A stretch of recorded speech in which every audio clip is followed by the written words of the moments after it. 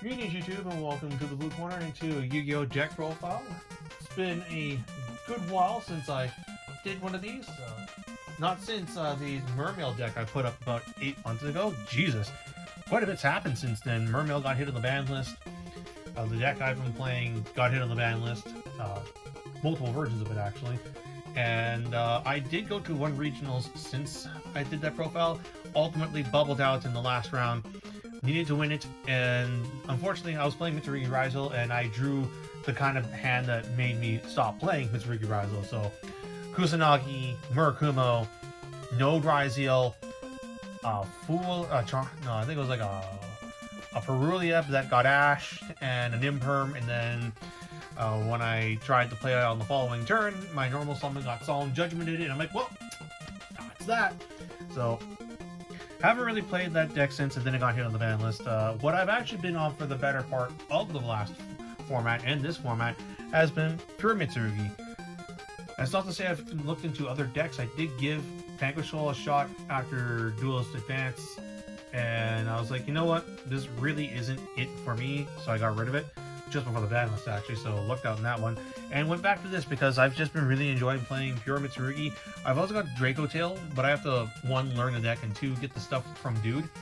And even then, I'm not sure if I really want to, because this deck kind of just does the same thing that Draco Tail does in the format, which is it beats Yummy. But I'd argue that this does it a bit better because of what it can main inside. This being that it is the far and away best deck that can play one of the best non-engines in the game, Dominus Impulse. Like, this is the best Impulse deck in the format. It's also the best X-Draft deck in the format, and it matches up well into a lot of decks just because its engine is so good into boards, much like with Draco Tail. It's just you do it in a different way while being able to get away with playing different cards. And yeah, as a result, this is, in my opinion, a top 3 deck of the current format. We'll see how things pan out following this weekend because there's a YCS going on, and while Mitsurugi arguably on paper looks to be able to like take it or do very well at it, for all we know, the group of pros have in that circle, you guys know which ones, have probably figured out how Yummy is able to beat this deck, because right now, like, this deck engine to engine claps Yummy almost every time. Once you can get the Herald of the Arc Light out of the way, like, you just win that matchup. It's wild. So with that being said, let's get into this. So at the time of this video being recorded, the deck's also finally been released in Japan. So as a result, very curious to see what the OCG does with it.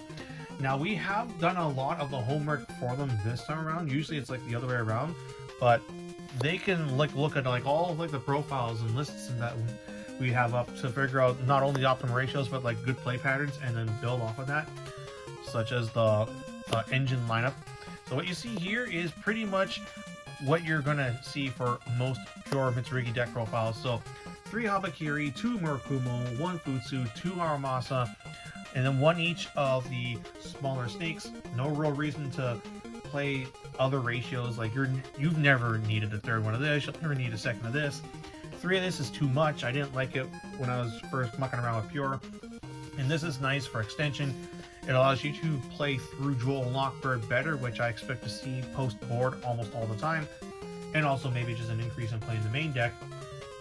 That being said, though, Yummy and Draco Tail don't care about Jewel and Lockbird as much as this, so I think people will not main it compared to back in last format where Mitsurugi Raizo was just everywhere, so dual main was needed.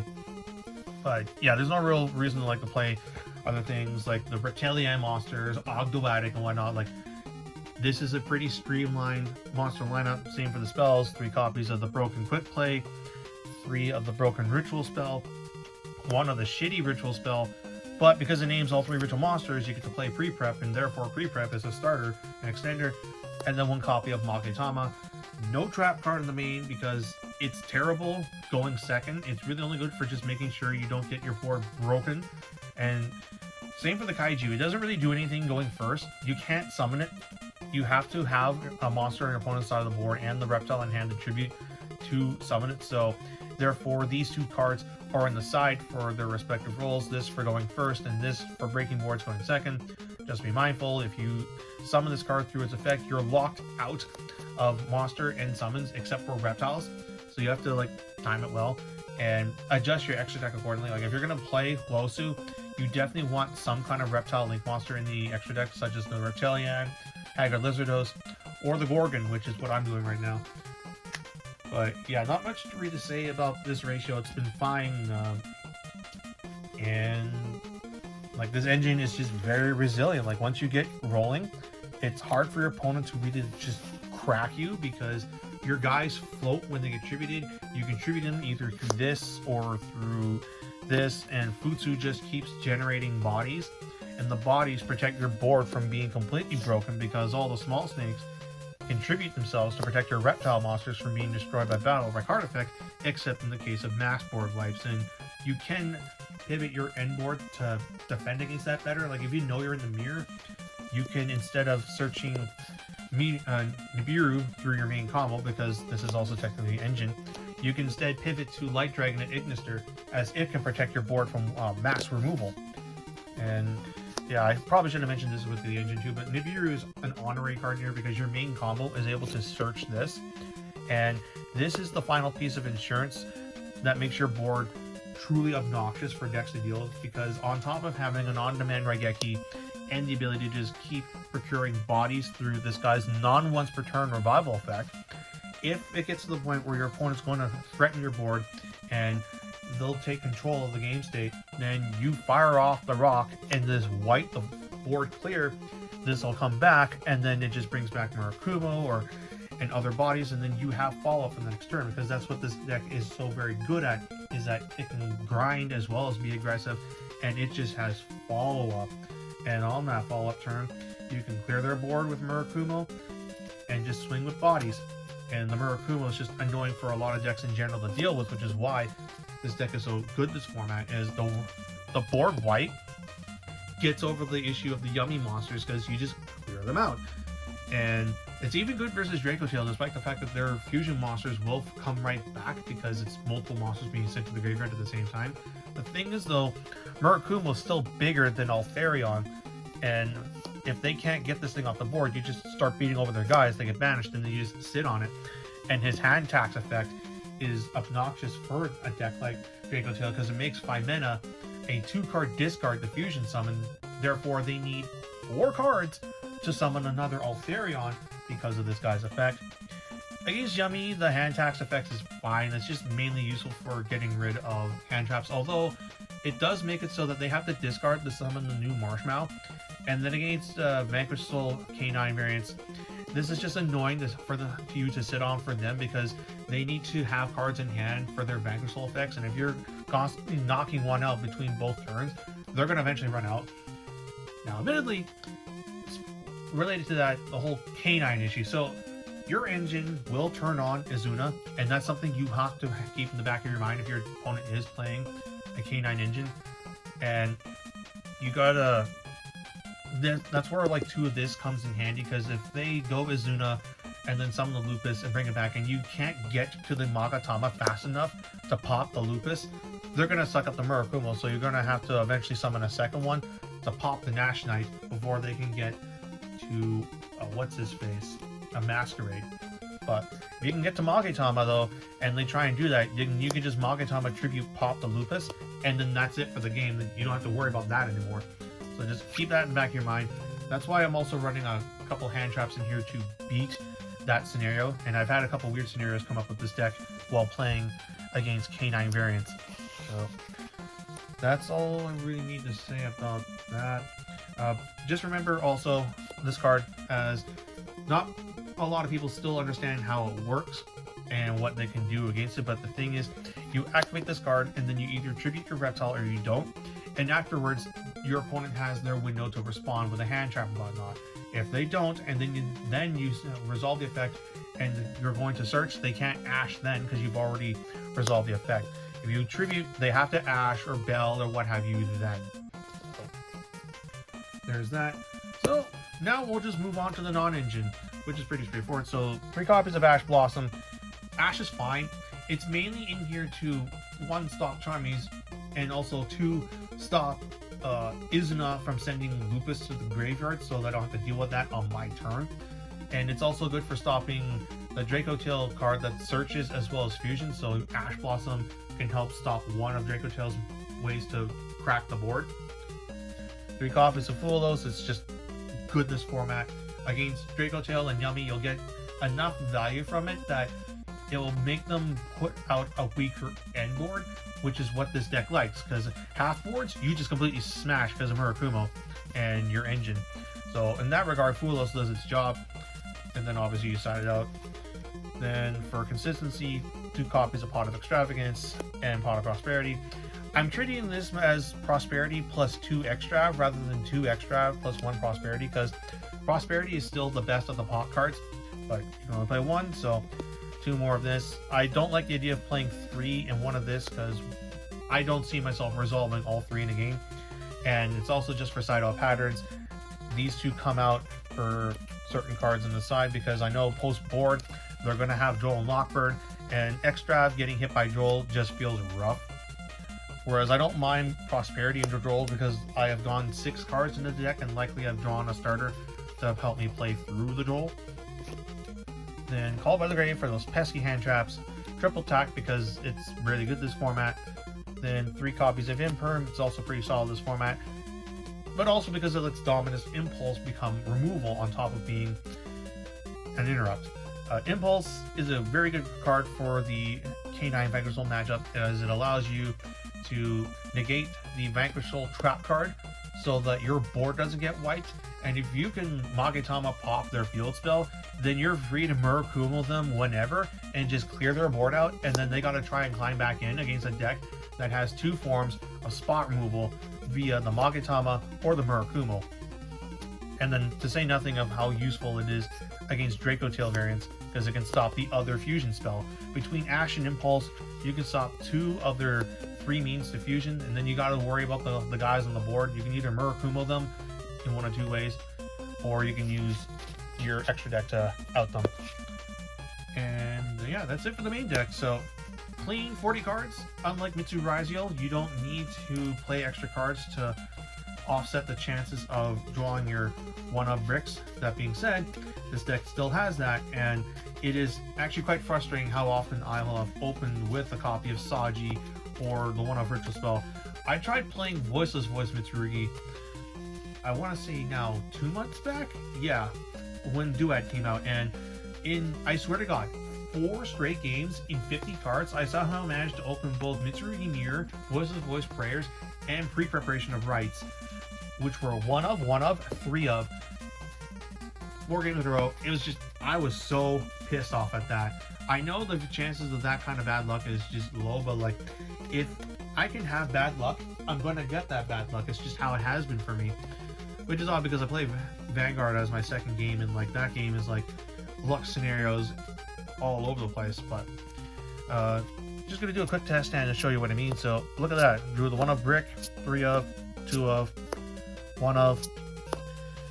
This hand's good though, like it plays, although it loses the Dominant Impulse, but you just slam down the Mitsurugi Ritual, summon Murakumo from your hand, and you just go off the races. But like I said, we managed to draw 2 of our 1-ofs in 40 cards, just like that. Yu-Gi-Oh, I tell ya. So for the extra deck, it's pretty straightforward. As an extra deck, you're playing 2-ofs for your most important cards as your end board pieces and your extenders, engine cards. So 2 copies of IP, because most end boards will end on it with a loaded graveyard, so that you can turn the bodies you summon off of Futsu into either an SP if you can't get to Murakumo, or if you've got Murakumo, you tag in a Dynamondo to spin a card, and then you can tag Dynamondo out into a Murakumo later in the turn to wipe the board. And then Gallant Granite, just so that if you extra, you won't lose 1 to it, because when I was playing him at 1, I did lose it to extra a few number of times, and you do want to end with that Nibiru in hand. Aside from these though, you basically get like whatever for space. Cards that I would still consider essential for the extra deck would be Typhon for the matchups that comes up. Baguska, some board states will just have you go into Baguska Pass, but that Baguska is usually backed up with a Mitsurugi Magatama set, so you can at least pop something that would threaten the Babuska, and then your Murakumo or your Futsu is just going to come back. And then if they answer the Babuska, you over there. I did this against K9, and I think this is also something you would go into against Draco Tail, is Babuska with back row pass. Then you've got Dagaras. If you lose your Granite 2 extra, then this is what I usually will go into, just to like draw into non-engine or bring back bodies. This is useful for helping Murakumo push for game, because 64 plus 12 plus another body is lethal. Tornado Dragon, we have decks here that play a good amount of back row. Paleo and Labyrinth are both here. Plus this is just good in general for some other stuff. Like it's Vanquish Soul, this isn't the worst card to pass on either if this guy gets gripped, because this can pop the field spell and then it gets harder for them to get to the trap. One copy of Ignister. This is for the mirror mostly, as this card allows you to protect your board from mass monster removal, which is what the small snakes cannot do. One Dark Charmer. Mitsurugi's a prominent deck in the format, plus a lot of other people just play dark cards, so this just gets in there. And then one copy of Gorgona's Zillophonia. It is primarily in here because it's a Reptile Link 3, so you can make it well under the Wosu lock, and it's also useful for outing Towers monsters. We got a people here who are on Lunalight, at least one or two, so I want to have multiple answers to the Lunalight Towers monsters. This one I don't think I'll always be able to get to, but there are some cases where if I can force the wipe out early, I can use this as well as Wosu to clear potential double tower setups. Hasn't happened yet because I haven't had the opportunity to face the matchup, but that's the theory behind it. So that's the deck in a nutshell. All in all, I've been thoroughly enjoying playing this deck. I had the theory that when the new support Habakiri & Co. were revealed, that there was definitely a world where like we take the Dinkapui Fire King approach of the deck and just play like just your engine, hand traps, and cards that you can play because of it. And because this is a dark deck, I'm like, oh, we can play Dominus Impulse just like you can with Fire Kings.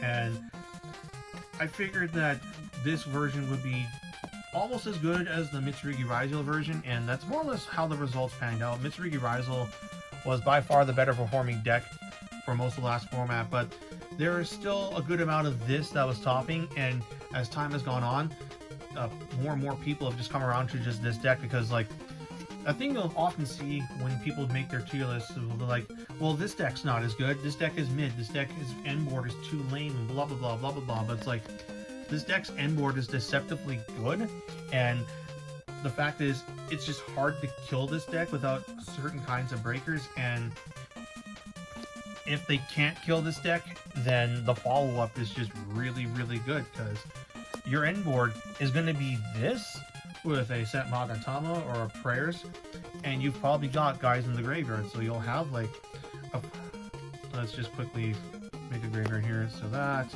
and that, and we'll have that in there. Like, this already is annoying as hell for an opponent to deal with, because this is going to be bringing back bodies, and those bodies are going to be recurring resources.